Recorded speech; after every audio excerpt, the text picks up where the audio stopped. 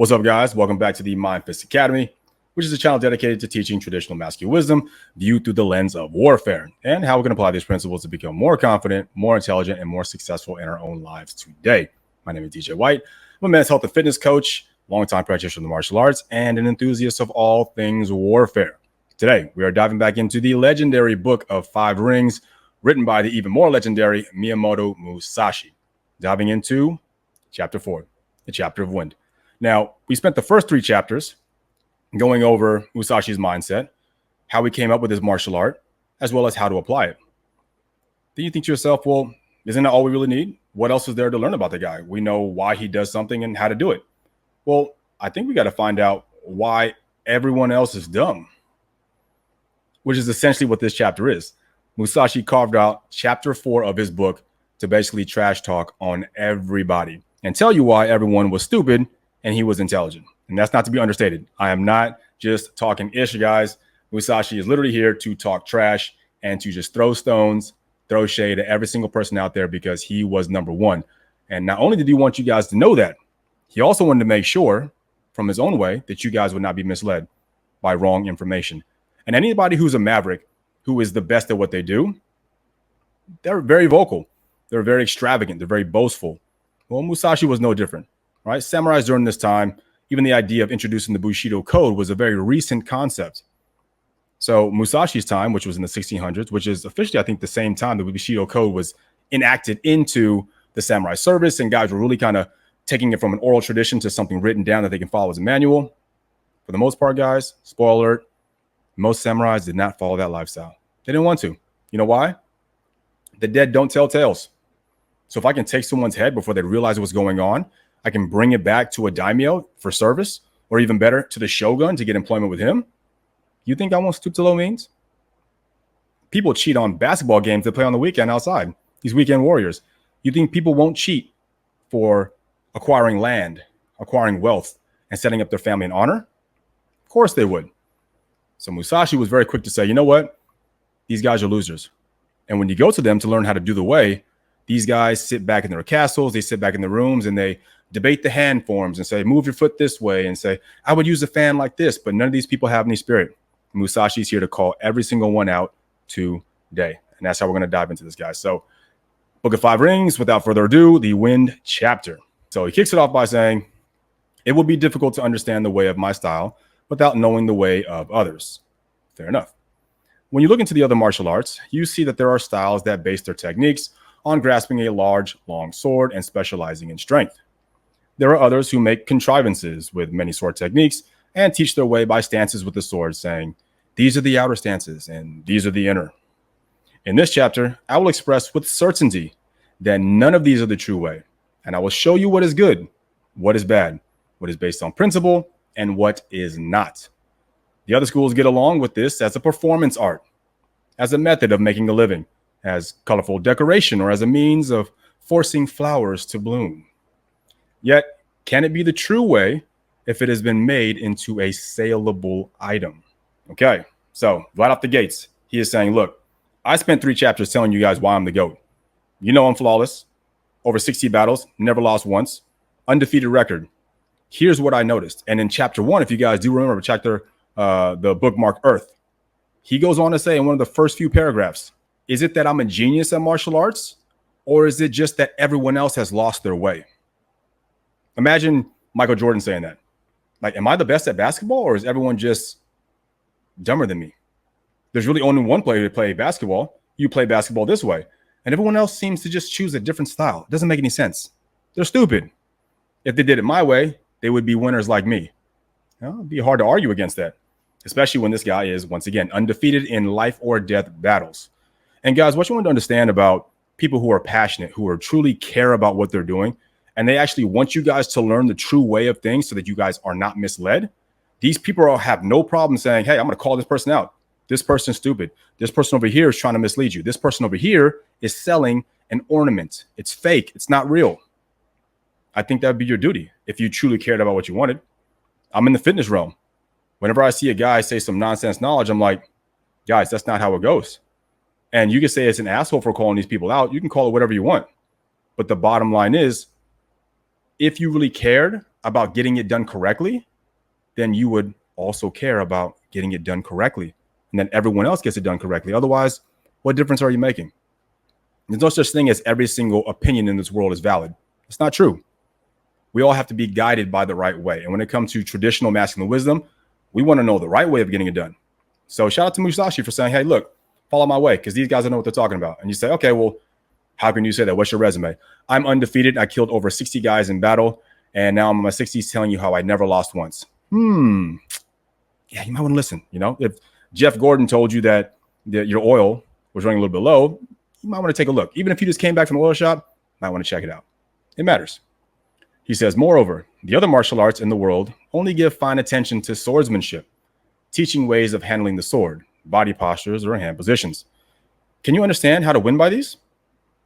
None of them are the unfailing way. Okay, so let's dissect that.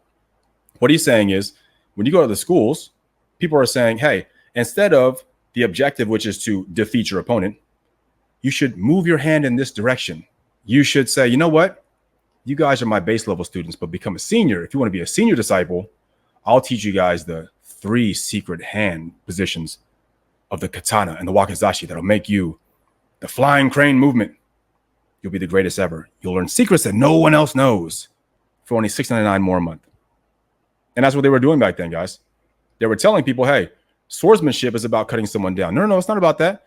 There are these other secrets, these scrolls. There's all the stuff that we make fun of in animes and kung fu flicks, right? We talk about things like, oh, the secret scroll of the forbidden arts. If I can just learn that technique, I'll be able to beat anyone. That's fake, guys. This isn't Naruto, okay? That's not how the rule works. The sword in itself is unimpressive. Killing someone in itself and using a sword cut is very unimpressive. But being somebody who won every single time and never lost, that in itself is impressive. Think of any sport. What if someone said, hey, I'm a quarterback. I'm going to teach you the secret hand technique that'll make sure the ball gets to the person every single time. If you know anything about throwing a football, you're like, dude, there's no special way to throw a football. You throw it. You have accuracy and aim. You also got to work with your receivers, make sure your defense and offense are moving the way they need to. But if I'm throwing the football, there's just one way to throw it. You throw it there. No. There's a secret crane and monkey hand technique you can use to go further. It's not true. And so Musashi was calling these people out back in the 1600s. What they're showing you guys are saleable items. It's not true. None of them are the unfailing way. So he goes on to say, in this chapter, I will write down the deficiencies of the other styles one by one. Ooh, we're getting into it now. By investigating this, you will understand the advantages of the two-sword style. All right, so obviously the first manga panel is drawn by none other than Takehiko Inoue, who I'm going to give credit every single time I make these videos. And this is a drawing of the legendary Ganryu Sasaki Kojiro, who was one of the, what was his name? I think his moniker was the Demon of the West Provinces. I think that might be right. You guys can fact check me on that. And he donned the longsword. So he was a practitioner of the Nodachi, which is an overly long sword, which originally was done by samurai in the battlefield who were trying to strike down another samurai coming at them who was actually on a horse, right? So if the samurai on the horse was trying to strike someone down with maybe, a spear or some sort of lance, then using an odachi, an oversized or very, very long, cumbersome sword, was a better way of striking both the warrior as well as the horse at the same time, in the odds of improving your ability to cut them down or put them into a floor position to where you can then take the advantage of maybe with a katana or even a wakizashi. So Musashi is going to go over here and say, you know what? Yes, I understand during the time, Ganryu Sasaki Kojiro was one of the best in the world. But I killed him. And I'm going to tell you why. He says, there are other styles that prefer a long sword. From the standpoint of my own martial art, this can be seen as a weak style. The common saying, a hand longer by an inch has the advantage, is but information quoted by those who do not know the martial arts. Ooh. Because of their weak hearts, this can be seen as a weak martial art. Okay, so you guys might be thinking right now, well, that's not true. I thought, a length advantage of the arm is better in martial arts. I mean, every time you see a boxing match, they always post the length of the arm. Yes, in a boxing match with rules, with sanction, can't use feet, can't strike the eyes, can't strike any sort of vital areas. Of course, having rules can now give someone an unfair advantage. But in real life, he's like, who cares? Like, you think they would actually post the length of someone's arm on a boxing script if boxing had zero rules? Who would care? It wouldn't matter. Because all you think to yourself is, man, this dude's about to get his eyes pulled out. Who cares if his arms are short? What advantage is he really going to get from that? So what Musashi is saying is, in real life, you don't get an advantage by having something longer. That's a very weak mindset. And so what he's saying is, if you think that you're somehow getting an advantage by your sword, that makes your heart weak. And he'll tell you why. He says, when your opponent's rushing in, the longer the sword, the less efficient it becomes. Of course, if it's longer, it's more cumbersome, and it's more difficult to swing with great speed. You will be unable to handle your sword freely, it becoming only so much baggage, and you will be at a disadvantage to a man brandishing a small, short sword. Those who prefer long swords will have their explanation, but it is only their own individual quibbling. It is unreasonable when seen from the true way in this world. If you were intent on preferring length and had only a short sword, you might come to doubt your martial art and enter a bad frame of mind. This is then not a matter of disliking the long unreasonably, but a matter of disliking the mind that prefers the long. Okay, so this is very important. This is actually a correlation that Bruce Lee made in the Jeet Kune Do. So in Jeet Kune Do, Bruce Lee describes different battle techniques and situations you might find yourself in. And a concept he would say repeatedly in the book is that if a man is holding a knife, he's at the disadvantage to the man who's free and doesn't have a knife. You might ask, it doesn't make any sense. The guy's armed. Of course he has the advantage. Well, the argument was this. If a man is holding a knife, his mind has now been captured by the knife, which means as soon as he has a knife in his hand, all they want to do is use the knife. They're not thinking of kicking now. They just want to use the knife. And what he's saying here is, if you enter the frame of battle to where you need to have this long sword and you somehow don't have it, it gets knocked out of your hands, or you only have the wakizashi available, because you've been training with the long and you understand only the advantages of the long, your mind has been captured now. You are now stupid. You're dumber than someone who didn't understand weapons at all, because now you can't go back. Now all you see is that there's something missing. So that's what he's saying. He's like, this is not a matter of disliking the long unreasonably, but a matter of disliking the mind that prefers it. If you prefer a way of fighting, you will lose. You will lose. Your mind must be free at all times. So he says a long sword is like having many men in martial arts situations involving large numbers, while a short sword is like having a few men. Do large and small forces not meet in battle? There are many examples of small forces defeating large ones. In my martial art, we dislike such one-sidedness and narrowness of mind. You should investigate this thoroughly. So what is he trying to say here? You have different sizes of weapons and tools that you can use on your arsenal. The katana and the wakizashi are pretty much in the center of a lot of different tools that people could use back during the times. You have the katana, which is slightly longer than the wakizashi. Longer than the katana is you had the nodachi, the long sword. Probably smaller than that, you had a short sword or even like a dagger or a knife. If you're someone who trains with the long sword all the time, if you lost that tool and all you had around you on the battlefield was a much smaller katana or even wakizashi, your need and your understanding of training to be at that certain distance from someone would be completely off. You'd lose your rhythm and you'd actually become at a handicap, because the difference between something you could pick up on the ground in battle, in the heat of battle, if your sword got taken out of your hands, or you had to grab your enemy's sword and use it against them, the difference is so vast, you would lose your rhythm and your timing.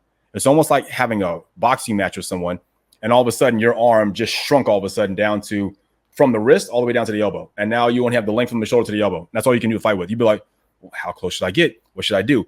That time, Musashi is saying, is just enough time for someone to get in and take the advantage of you and end your life, right? We're talking about seconds before someone is killed in these types of battles. So every second counting, needing to be as precise and efficient as possible. Why would you put yourself in a handicap by using something that's so long to where if you didn't have it, your rhythm would now suffer to a degree? So most samurai always had a katana wakizashi, because even if you dropped one or the other, or you had to pick up your enemy's sword, you probably wouldn't have to train much of a rhythm, right? These are two things that you trained in all the time because it's always carried on you. People who carry long swords oftentimes just have the long sword by itself. Even if they do have a wakizashi, they're not using it because it's such a huge difference in the battle. It's like having an arm that only goes to the length of the elbow versus an arm that goes all the way to the wrist. It's so vastly different. And the katanas are much closer to the wakizashi. And so Musashi was saying, hey, I'm just letting you guys know. I've done this a whole bunch of times. I've killed all kinds of people. This is the way you want to go. And how do I know this? Because the guy who was the best in the world, the longsword, I crushed him. And so how did Musashi kill him? Well, when the match was set, Musashi had to travel over to Ganryu Island, which is where Sasaki Kojiro was at, and where the place of the duel taking place. On the way over there, Musashi, instead of using his sword, understanding that he would have a disadvantage against him, decided instead to get one of the boat oars and carve the end of it to make it sharp. Now think about this. This is a man who's going to go fight arguably probably one of the strongest guys during that time, right? The legendary demon of the West provinces in Sasaki Kojiro. And he's going to go to this guy and he's going to defeat him with a wooden pole instead of a blade. Who does that, right? You'd be crazy. And you can imagine Sasaki's look when Musashi hopped off the boat and walked up, and this dude's got a freaking oar in his hands. And he's like, what an idiot. I'm going to destroy you. Now, mind you, up until that time, since Sasaki uses the long sword, I guarantee you, there isn't anyone who ever brought something longer into battle. It's very simple, right? You have the longest sword, which means everyone's sword is shorter than yours. So I can guarantee you, I can't confirm this 100%, but from what I can understand from battle, I would argue that Musashi would have lined up, not showing the length of his oar, which means if he had it, it was probably dragging on the ground behind him to where Sasaki was not able to judge the distance or how long his actual instrument was. And I think at some point, Sasaki was able to close the distance to where he thought to himself, hey, I got in just close enough to be able to use maybe his famous swallow cut, which is a downward swipe and then an upward swipe immediately afterward. Now, if you do have the long sword, if you can get inside someone's guard, if I can strike you, I know that I'm still far enough away to where you can't strike me back. And I think that Sasaki gained so much confidence in using that technique over the course of his life, he just assumed it was universal truth. So the way I imagine the battle is Kojiro getting within just enough distance to where he can use his Nodachi, and he's like, I got you. And he went to go strike him. And I can imagine that Musashi parried, slipped, or evaded, and Sasaki, without actually knowing that Musashi's oar was longer than his sword, came over the top and whacked him. And I think he caught him off guard. I think Sasaki thought to himself, oh, cool. If I miss this cut, I'll just regroup and do it again. But he missed the cut, and Musashi went to strike him. He was like, nah, he's not within my range. Crack, right over the top of the head. Dude was knocked out, and he lost. He was so confident in his length of his sword that he lost because he fought someone who knew his mind. Musashi knew his mind was captured, which is why he got off his boat, not with his swords, but with an oar that was slightly longer than his. He knew he would have the advantage by saying, cool, this guy's a moron. This guy is so pigeon-held to what he thought was going to be his most successful fighting style with this long sword. Cool. I'm going to pierce his mind. I see right through him. I'll make something slightly longer, and I will take the victory, and that's exactly what he did, guys. That's exactly what he did. Okay, using the sword forcefully. There should be no such thing as forceful or weak strokes with the sword. A sword handle with a forceful frame of mind is going to be rough, and it is difficult to win with roughness alone. Moreover, when you go to cut someone forcefully, you will try to cut him with unreasonable strength, and this will not be the right mentality for cutting at all. It is wrong to cut with great strength, even when you are testing your blade. Okay, so what is he saying here? This is a very, very basic topic and concept for anyone who plays any sports. I'm a boxer. I'm getting ready to throw a punch. If I think to myself that I need to make my punch as strong as possible, what am I going to do? I'm going to tense up my muscles. They're all going to get captured here. And when I try to throw the punch, because of all the tension in my muscles, I'm actually going to slow down my ability to be efficient and smooth and fast because I've already tensed it up because I'm thinking I should be strong or rough. And oftentimes when you do that, you are just the opposite. You're not strong. You're not rough. You're actually weaker. You're slower. You're off guard. And that's what he's saying, guys. So anyone who's played any single sport, you know it. You're going to shoot a basketball. If you think to yourself, cool, when I shoot this basketball, even though I'm far away, I'm going to pop it. Well, it's going to go somewhere crazy. Even Steph Curry, when he shoots from half court, it's just like a jump shot. Doesn't change. Why? Because smooth is how you get the most power, the most speed, the most efficiency. Always. A baseball swing should not be rough. It should be smooth. Sprinting should not be rough. It should be smooth. It's not about how fast can I run? Can I generate power? No, it's about being smooth. And smooth in itself is powerful. It's fast. It's efficient. And that's all he's saying here. He's like, when you try to be strong, you'll find yourself that you won't be. And he says, don't even practice striking anything with roughness or strength. Right? If I'm punching a body bag and I'm learning how to make my punches more powerful, I shouldn't be thinking to my mind, hit this bag as hard as I can. I need to be rough. That doesn't matter because when you're in a boxing match, you might even miss that punch. But what matters is how quickly can you recover and throw the next one. So being smooth, having a good rhythm, and just getting your body into a very efficient format without thinking of doing anything more than just being smooth is very wrong. Okay, so these are some beautiful manga panels from the legendary Takehiko in his book Vagabond. So I took a few panels out of here. This is a scene where Musashi is actually interacting with Kojiro. Now, this is more of a fictionalization of this event, but what he does is he's using it as a way to illustrate how Musashi was able to remember the playfulness and how being playful and not being rough makes you smoother and actually more deadly. So in the scene, he's actually staying at an inn just before his fight with the Yoshioka Denshishido, which is the second head of the Yoshioka clan. And while he's staying at an inn, he notices a guy outside swiping a stick and playing with a stick. Musashi's like, what is this guy doing? And mind you guys, they don't know each other's names. They actually never speak to each other in this panel, which is kind of what makes it, mysterious and riveting and suspenseful for later on. So Musashi's watching Kojiro move the stick around. And then he sees Kojiro turn toward a snowman and then grab the stick and slice right through the top of it. And Musashi's like, wait, how did you do that? And so he walks on over to investigate the stick, and he's like, okay, this guy must have had a crazy heavy stick. That doesn't make any sense. And he goes over and he picks it up, and he's like, whoa, this is like a twig. He looks like the snowman, and he's like, wait, how did he make that twig go through the snowman? That's not possible. And then he's like, no, wait a second. Everything is the way. I can learn about how to be a greater swordsman by just thinking of everything as it is. So then he picks up the twig, and it starts from the top. He says, the wind, the earth, they're all one. And he's like, that's right. My katana would teach me. And so you see him now embracing the katana in his right hand with his thumb and forefinger, which is his specific technique. He looks at it and he says, it's so light. He's saying, this won't be easy, but even this stick should be able to teach me. And he's saying, it should be able to teach me swordsmanship, even with this stick. It doesn't matter. I don't need a sword in my hand. Everything is the way. So at the bottom, he says, I just need to listen carefully. I need to release my body. So now he's imagining himself in the woods, free of mind, and being very, very mindful of where he's at. And he's like swaying. And as he's doing it, he closes his eyes and he says, this is it. I'm here. My fingertips are being pulled by the weight of this stick.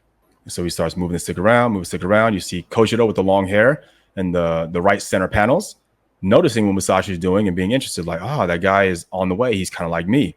And Musashi's moving. And then the left panel, he says, I can't stop smiling. And he swipes a very, very thin twig to the top of the snowman. And the bottom left of it, he says, why did I take the long road here? It ends up being another topic that we'll talk about another time. But he notices that when you are playful and when you are light, when you're in the moment, when you're not trying to be anything other than a swordsman, you have all the strength, all the speed that you need, and you're in accordance with the way. This would be the exact same as being in the zone, guys, when you guys are playing any sport. And if anybody is out there as an athlete, just like me, when you get into the zone, it's a magical feeling. You want to be there. You're present. You're not stressed out, and everything just seems to move. And it's almost like you're seeing the world in slow motion. But it's also because you can't get into the zone by trying to be impressive, by trying to look flashy, by trying to be fast, trying to be strong. It doesn't work that way. You are. And somehow you perform better than you ever have before. And it's almost like if you could just shut off your brain, shut off your expectation, you can now become one with the actual way and the actual way of the athletic endeavor you're doing. If I can shut off my brain, the basketball is just an extension of me. These people coming up in front of me, I see them before they move. And you just get that awareness. If you guys haven't played sports, it's hard to really explain that. But to all my athletes out there, you guys know exactly what I'm talking about. So he's saying, how do I get myself back into the zone? He's realizing I've actually spent too much time trying to be aggressive and trying to be the best when I just need to let it flow because I already know what I'm doing. So it's absolutely beautiful work by Takehiko. He says, when you cross swords with an opponent, no matter who he is, do not think about cutting forcefully or weakly. Think only so far as your opponent's dying. Guys, let me say that again. Don't think about cutting forcefully or weakly. That doesn't matter. Think only so far as your opponent's dying. So what is he saying here? I don't care if you dribble behind the back, if you do a layup, if you have to do a finger roll, if you do a 5-foot jumper, who cares? All that matters is you get the ball in the hole. That's it. And so we can oftentimes lose ourselves. And this is what a lot of dojos did back in the day. They weren't teaching people how to win. They were teaching them the 12 palm style of the Buddhist monk. But who cares? Why do I need to learn that? Teach me how to win. Now, if using that allows me to win, then it's still in accordance with the way. But to learn something for the sake of learning something, Like, teach me how to use a fan. Well, are you going to kill someone with a fan? No, but it's fun. It's useless. It's nonsense. It's an ornament. It's not real. And so what he's trying to say is anytime you guys go through life, your focus should be the direction that you're going.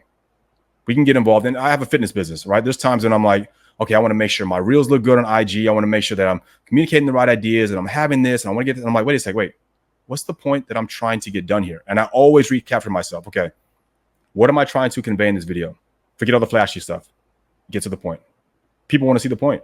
When it comes to when I teach my students, I could use all these flashy things I can say, or I can just say, look, it's really just your back. Just make sure you tuck your shoulder blades into your back pocket, keep your eyes forward. They go, oh, really all that? Yeah. I don't have anything amazing to sell you in terms of this, that, this, other, this secret techniques of muscle cardio that I show you. No, here are the things that work. I'm just showing you how to make it a straight line. And all my students understand how much that straight line really matters. We all just want things efficiently. And so Musashi is saying, hey, look, you're a man. You want to get things done. Focus on the goal. Don't be distracted by hand signs, footwork, postures, stances. It's all nonsense. Don't be distracted. The only reason why you should be cutting is so that he dies. Nothing else. That's look impressive. Not because it's your style. Just kill him. Just get it over with. That's it. He says, in my style, do not think about overdoing anything in the least. Be intent on winning in any situation by your strength of knowledge of the martial arts. Okay. Now, the opposite end. Don't use the long sword. Also, do not use the short sword. He says, with short swords, people think they can thread their way through the gaps of others, flailing regular swords, dash into the midst, and lay hold of their opponents. But this is one-sided thinking and wrong. Moreover, aiming at unguarded moments can be considered the same as being constantly on the defensive. Okay, so that's really important there. What he's saying is if you have a small sword and your idea is you're going to dash through the gaps, then what are you doing? You're waiting for your opponent to make a move first. Once you see their gap, now you want to fill the gap. But he's saying this is one-sided and wrong. He says aiming at those unguarded moments or aiming at those gaps can be considered the same as constantly being on the defensive. Why? Because you can't take the initiative. You're waiting for him to move first. And in Musashi's way, if you guys know anything about his preaching, all the stuff he tells you guys, it's all about taking initiative. As a man, you will always get more done in life by taking the more aggressive option. It's not something that women and children understand. But as men, it is far better for you to take a chance on being aggressive than not. You have to take the initiative. He says, in my way, it is important that you attack vigorously and directly, chasing your opponents around, making them jump back, and confusing them and gaining the victory with certainty. So what does he say? It's important that you attack vigorously and directly. Go after him. And if all you have is a short sword, you probably can't because it's a katana, which means you really can't enter his guard because he has the length advantage. How are you going to get close enough to get to him? So the only way to make the short work is you're trying to be a counter attacker. That's very weak. He says, don't do it. Your job is to take the initiative. You attack vigorously and directly. You chase your opponents around. You make them jump back. You make them feel confused. And you gain the victory through their uncertainty with your certainty. That's how this works. It's the same as anything you do in life. You want that promotion? You need to go for it with 100%. Don't wait for your manager to come to you and say, hey, would you like a raise? No. Fortune favors the bold. There's a reason why that's a phrase that's existed since the beginning of time. It's your responsibility to take initiatives and just go after it, guys, right? You have a new idea for a podcast that you want to do. Just go after it. Just have fun. You want to start a social media page. Go after it. You don't know what you're doing? Who cares? Do it anyway. You see this tattoo right here? It says, I will make better mistakes tomorrow. Go after it. What does this tattoo say right here? Acta non verba. Action over words. Take action. These are some of the principles that matter the most to me in my life. I learned these things from studying all of my martial arts heroes and commanders and conqueror heroes that I look up to. You know why? Because it's unbiased, it's objective, and it's here to make you a stronger man. So he's saying, even in sword fights, don't be on your back foot. Don't use your short sword because you have a disadvantage because your mind is now waiting for them to control you. He says, when people in this world study these things, they ordinarily learn parrying, dodging, withdrawing, and evading. But these draw their minds from the way and allow them to be pushed around by others. Because the way of the martial arts is direct and true.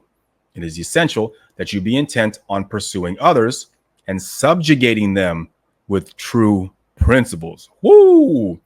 Guys, straight fire. So you hear the dominance in his rhetoric. You hear the dominance in what he's saying to you. Don't be on the back foot. Your strength as a man isn't how well you can parry, how well you can dodge, or you can withdraw, and you can evade. That is a very weak mindset. Okay. Once again, this is different from being in a boxing ring to where you can get rewarded for fancy footwork. This is different. This is real life. You'll never see a guy in real life start dancing around. There's no benefit to it because there are no rules. And when you guys are trying to go through life, being on the defensive is always going to make you feel reactive. And you know why? Because you're choosing not to be decisive in your life, guys. If you guys go through life and you guys cannot choose a direction and take it, other people will make the decision for you. And you'll always feel resentful. You know, if you go through life saying, I only do what my wife tells me to do, you're going to hate yourself. You're going to hate her. And it's not her fault. It's because that's what you've chosen to do. You need to take direction in your own life. And by your direction, you're willing to deal with the consequences, be it good or bad, victory or failure. You have to be ready to deal with it, but you have to take the action. And when you become that man, you understand that the way of martial arts, just like the way of being a man, is direct and true. It is essential that you be intent on pursuing others and you subjugate them with truth. Guys, absolute bars. Subjugate them with the truth, but you have to live it. You need to be that man first. Okay, using many techniques with the sword. So now it's more techniques than you need. Teaching people many techniques with the sword makes the way into a saleable item. And the knowledge of many sword techniques is for the sake of impressing the beginner, right? So in other words, all this technique nonsense, yeah, you're talking to the squids here, to the idiots, because any true master doesn't need fancy techniques. He just gets it done. Thinking of various different ways of cutting someone down confuses the mind. In this world, there are no extraordinary ways of cutting someone down. That's a mic drop right there. No extraordinary ways, guys. You just get it done. And what does this mean for you as a man? Different techniques would be this. I want to be more successful in my life. So I'm going to wear flashier clothes to get people's attention. I need to be tall. Otherwise, if I'm short, I won't have the advantage. You start relying on things outside of yourself to make yourself feel powerful. That's the exact same way this is. You guys, yourself, your ability to take the initiative and just be strong and just go for what you want in life, that is a straightforward cut. That is a true way. When you try to dress it up by saying, you know, hey, I want to go pick up girls, so I'm going to start wearing these different ornaments that can gain their attraction, these feathers and all this nonsense, this peacocking stuff to get the girls. Oh, wow, because look at this amazing stuff he's doing. It doesn't change you as a man. You're still the same dweeb behind the clothes. And you guys should care about not being that dweeb anymore.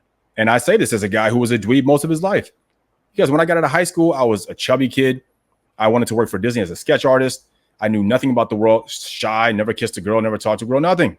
The exact opposite of how I am now. But real life grew me up. Reading these books grew me up because I realized, wait a second, I need to be direct. I don't need these gimmicks to get someone's attention. I need to be myself.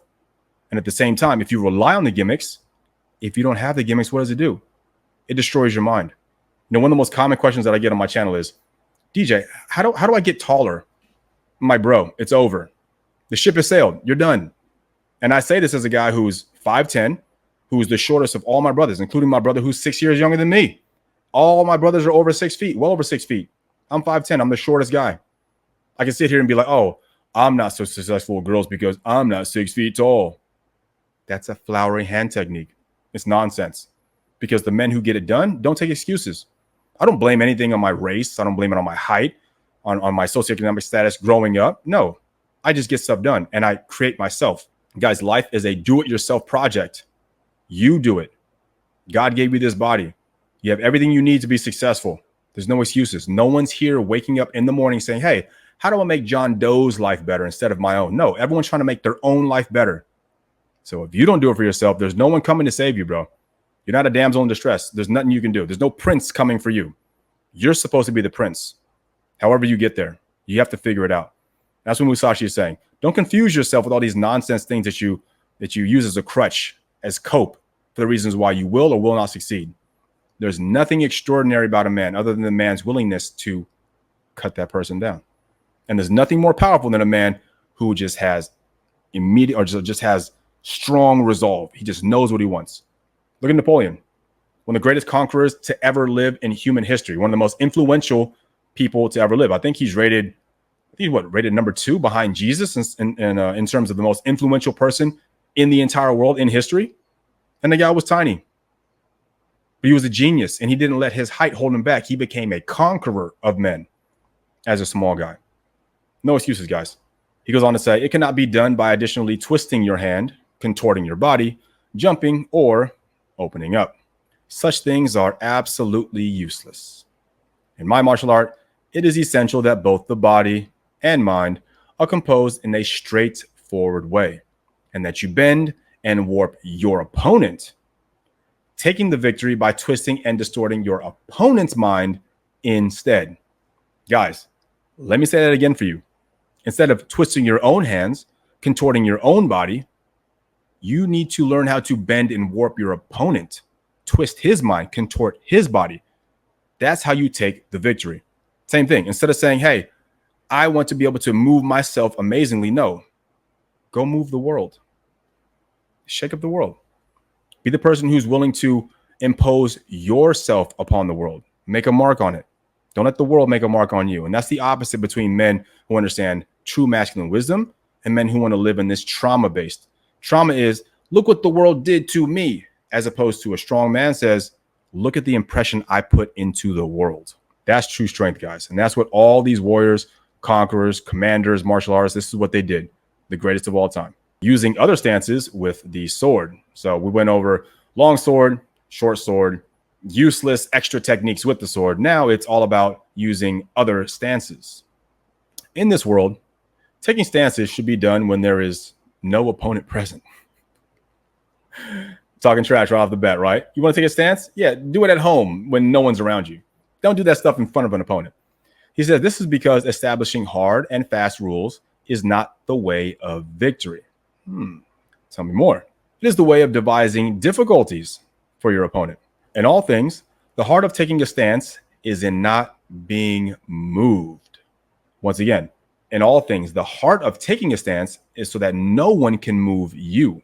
He says the idea of taking a stance at a castle in battle array, for example, is that you stand strongly unmoved even though you are attacked. That's the purpose, is to hold your ground. In my way, you are intent on taking the initiative, always the initiative in all things.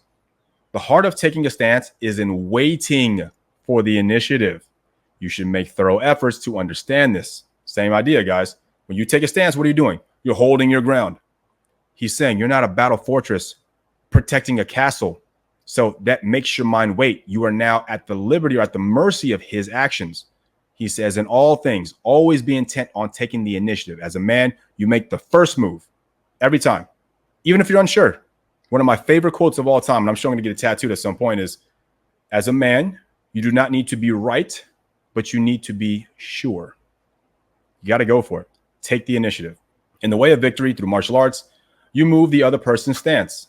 You do something your opponent is not expecting. You fluster him. You make him uncomfortable. You threaten him or grasp the rhythm of his confusion. Take it to him. Accordingly, my own way is that of stance, no stance, which is to say, taking no stance at all. In martial arts situations involving both large and small numbers, what doubles the chances of winning or losing is whether the other side takes the initiative or you yourself take the initiative. Let me say that again. This is a man who's fought in multiple wars, been present in multiple sieges, one-on-one, one versus many, all the above, guys. And he's saying to you, what doubles the chances of winning or losing is whether one side takes the initiative or you yourself take it. That's it. You want to double your chances of success? Take the initiative. Is it guaranteed? No. But you will have a better chance by being the aggressor. Fortune favors the aggressor. To think that you will take up a fine stance with a sword, skillfully parry your opponent's sword, and then strike him well is the same as using spears as shields. Clowning. It's useless, guys. To think you're going to be some dude who's standing and holding your spot saying, well, if he comes to me, I'm going to parry him. No, now you're the mind of waiting. You are now a loser. You're the man who is waiting for someone to overtake you. You are being hunted, my friend. He says, and doing that is just as useless as using spears as a shield. But he says, in my way, you can pull up a shield and use it as a spear. Savage, right? All because he chooses to take the initiative.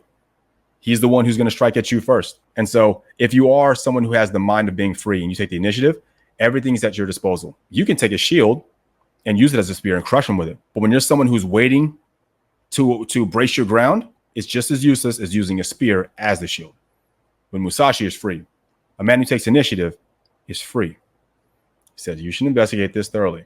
All right, fixing the eyes in other styles. So if you guys remember the last book, he was telling you how you should fix your eyes, how you should use your feet, X, Y, Z. In this one now he's saying, what does it mean to fix the eyes using other people's styles? He says some fix their eyes on the opponent's sword, while other styles, they fix their eyes on the opponent's hands. Others fix their eyes on the face and others on the feet. All of these confuse the mind and pose a malady to the martial arts.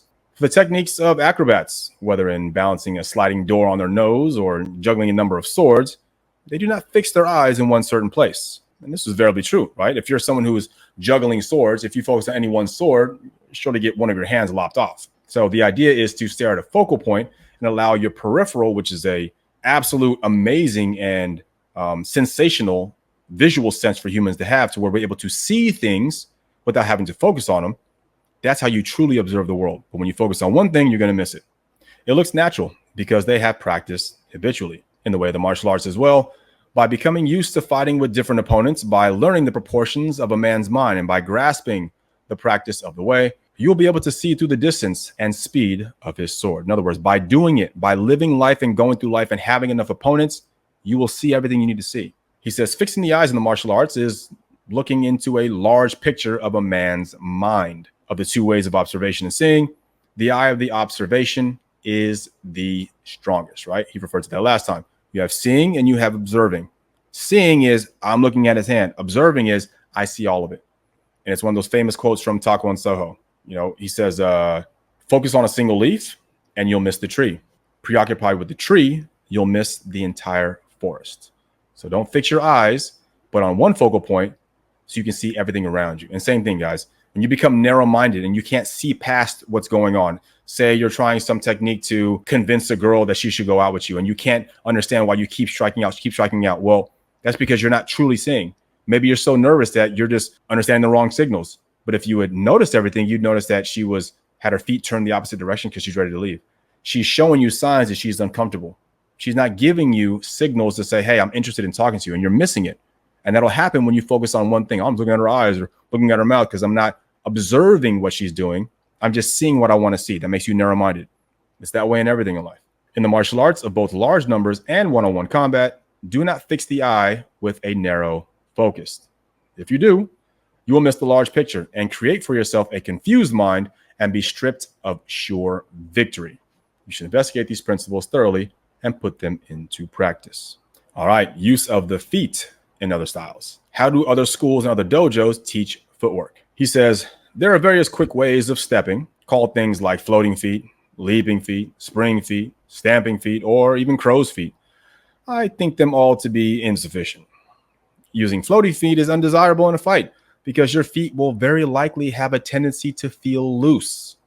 Accordingly, my way is to step with all the more stability. Okay, so let's think in terms of fighting. When someone has feet that are floating and moving around, are they really powerful punchers?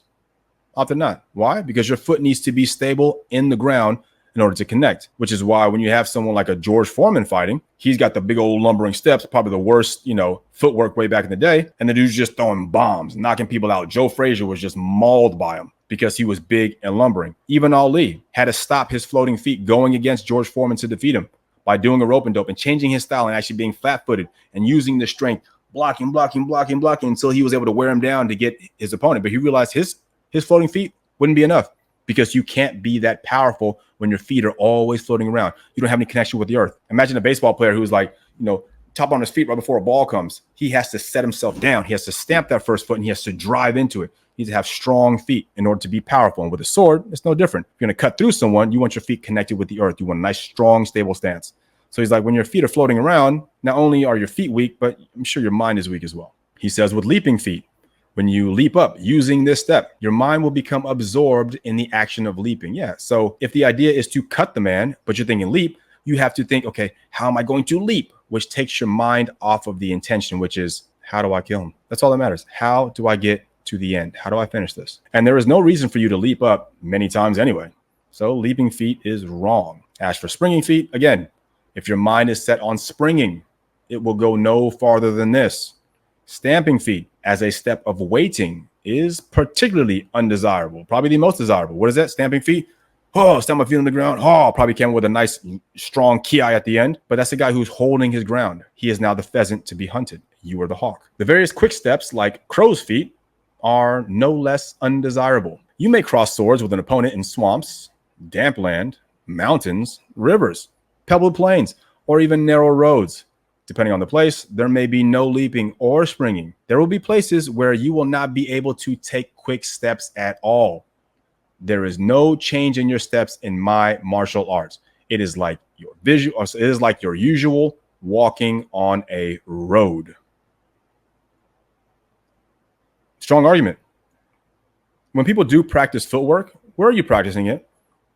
Are you in a swampland practicing your leaping or floating feet? No. You're in a dojo, you're on a nice flat surface to where you can be very, very skillful with your feet because you expect the ground to be even to where it can give the advantage. But what he's saying is this is real life, man. What if you're in a swamp fighting somebody or in a damp land? What if you're in mountains and you have uneven terrain? What if you're in a river? You're going to be leaping? Pebbled plains to where it's painful to the feet, or even narrow roads to where you have no left and right to go. What good is your feet now? And what he says is there's no need to have to perform at footwork. The whole point to walking is that you learn how to move your body. And so what he's saying is your footwork for swordsmanship is the same thing. It's like your usual walking on a road. You shouldn't have the illusion of being something greater than you are or faster or slower. You're just moving. Because if you understand skill, understand footwork, timing is what matters. And if you understand timing, you simply need to step when it's time to step. He says, following your opponent's rhythm, you should grasp the conditions and abilities of his body, both when he is hurried and when he is at ease, and then move, neither insufficiently nor too much, without stepping over yourself. Managing your steps is essential. Now, that's a big deal, guys. Even in boxing, you should know exactly how many steps it's going to take you to close a distance and how many steps it's going to take you to move away. You got to understand the base feel, which is why a lot of boxers, when they have that very first round, they're feeling each other out, is what we call it. It's because they're trying to gauge footwork. They're trying to measure how many steps is it going to take for me to close distance and get out of the way. And everyone's trying to figure it out based on his reaction, your own speed. But once again, this is the nice flat surface to where everything's even. So Musashi is saying it's even more important when you don't even know what the terrain is going to be like. You don't want to step needlessly because you might step and roll your ankle, break your foot. You might not even have the ability to do so. So don't try to be impressive. Don't move, insufficiently nor too much. And don't step over yourself. Don't trip. Understand how to manage your steps well. When you attack quickly and indiscriminately without knowing the mind of your opponent, you will confuse your own rhythm and make it difficult to gain the victory. What does that mean?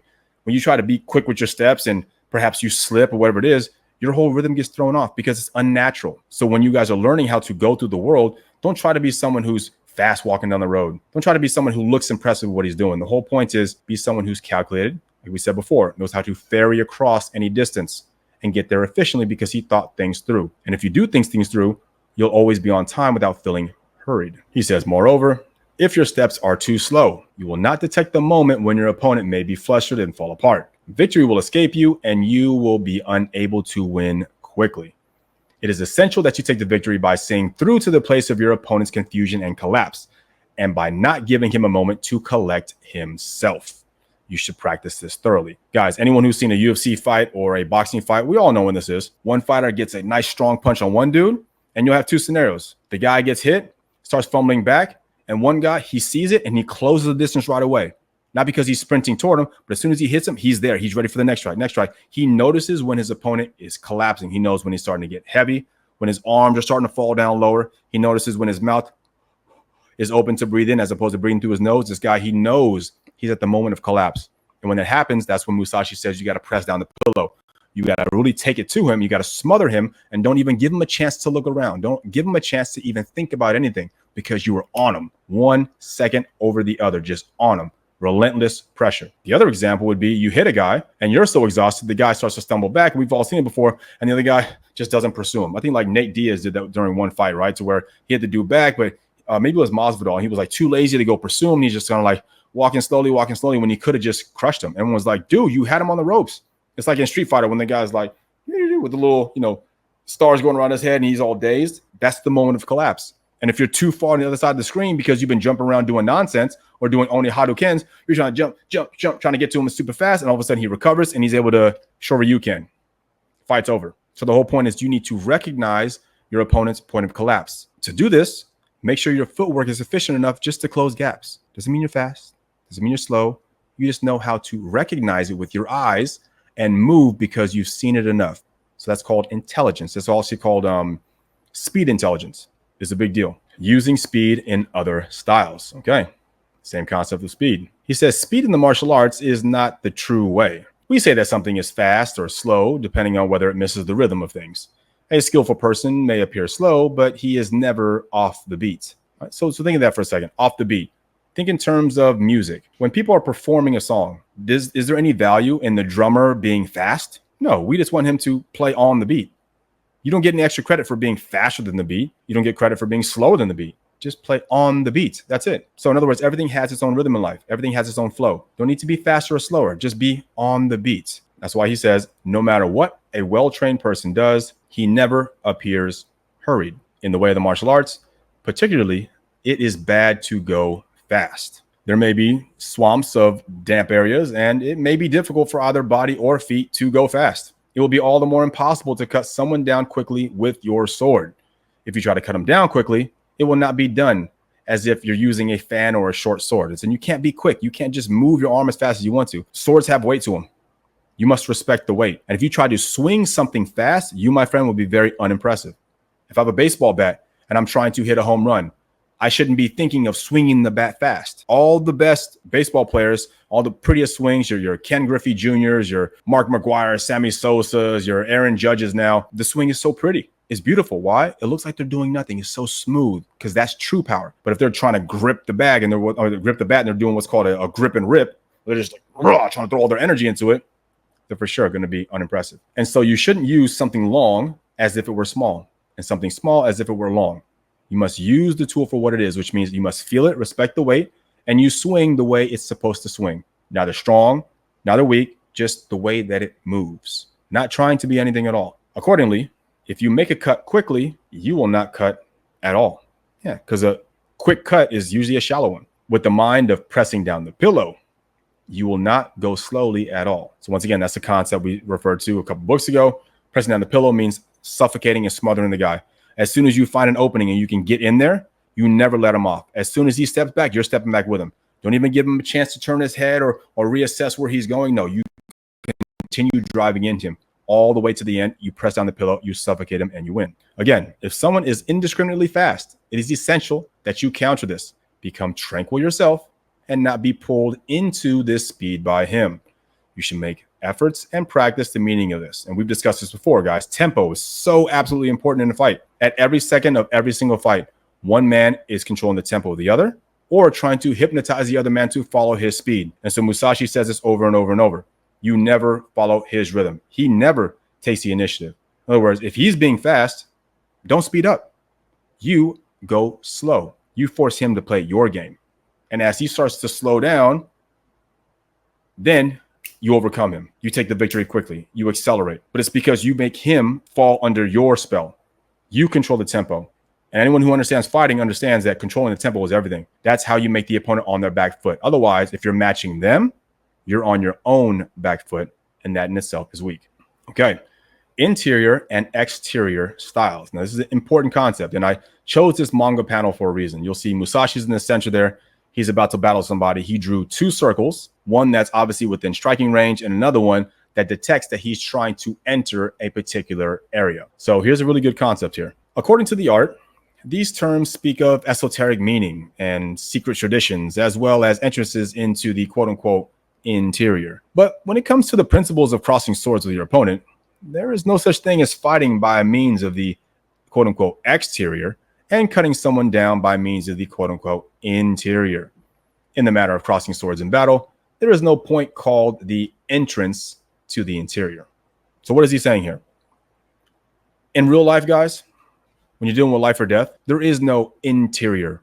There is no infighting and outfighting. That exists in boxing and in sanctioned fights. Why? And we use that to describe long punches, like my jab might be outside fighting, my cross outside fighting, overhand rights, wide hooks, wide gaping uppercuts, maybe longer kicks. Those can all be considered outside fighting. That's great and all inside of a ring, but that's only because you have rules. In real life, somebody uses an arm, someone uses a sword, someone uses a spear.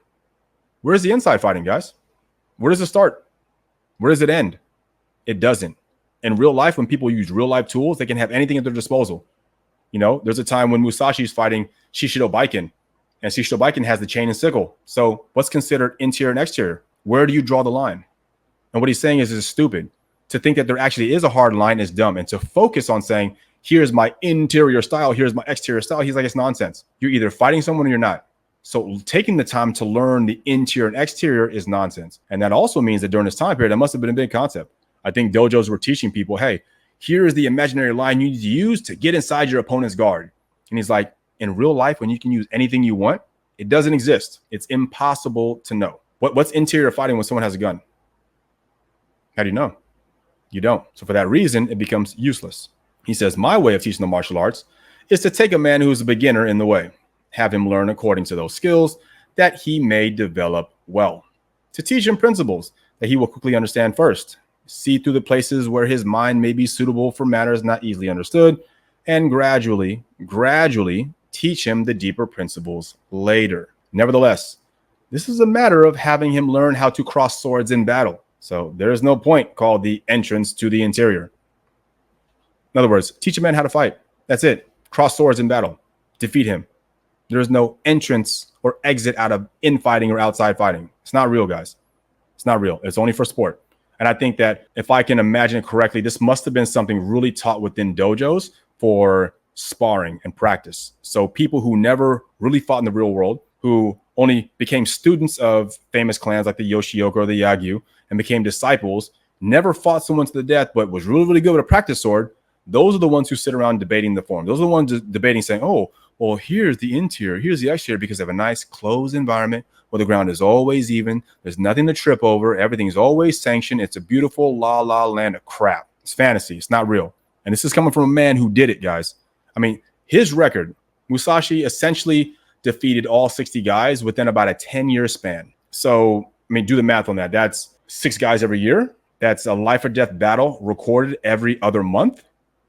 This guy was living that life. He was living that life. He was out there busy cutting people down, one after another, after another, after another. He wasn't in the dojos. And so he's going to clown these guys because, remember, he went to these schools and he crushed them. Every dojo that was worth its salt, he went in there and he marked them. He says, observing the strength of knowledge of the person studying this way, I teach him what is correct. I have him discard the failings of the various other styles of the martial arts, and I direct him naturally into the true way of the practices of a warrior with no doubts in his mind. This is my way of teaching the martial arts, as in no doubts. I don't want you to doubt where that imaginary line might be. It doesn't matter. No doubts. The point is, take the initiative and kill him. Everything from there, we can engineer into why, but it doesn't matter. I want you to kill him. Once again, guys, perfect record. Never defeated, killed everyone he went against. He knows what he's talking about. His final thoughts.